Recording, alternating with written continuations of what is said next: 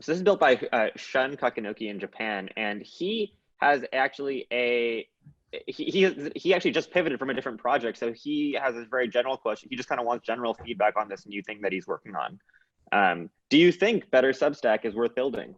That's interesting. I mean, it's always better to be building better things. Now, I think the question is maybe twofold. And founders, I feel like, only ask the first. So the very popular question now is like, how are you going to make it better?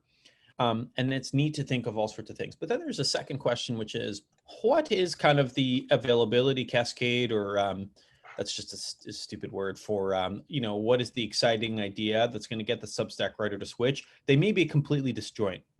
Like, it might be that what is actually better about this behind the scenes maybe is just more responsive, easy to use. But the narrative that gets people to switch over is that, I don't know, is that it allows for better independence. Commissions, it's interesting to try to, it seems like the strategy here is to undercut it.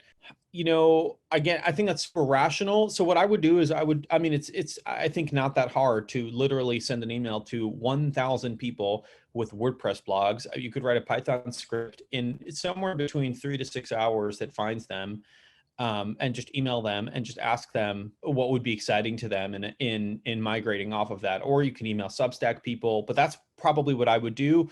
Because I actually think that second part of it, the exciting narrative, may be more important than the pitch. And that's probably much more useful advice than me trying to make up specific reasons I don't use Substack. One final thing I should say, the internet is large and it's getting even larger. So I do think people get stuck in these winner-take-all dynamics. There probably is room for many Substacks, just like there's vBulletin and WordPress, and there's Hertz and Avis. So it's not clear to me that this is going to be like a super monopoly.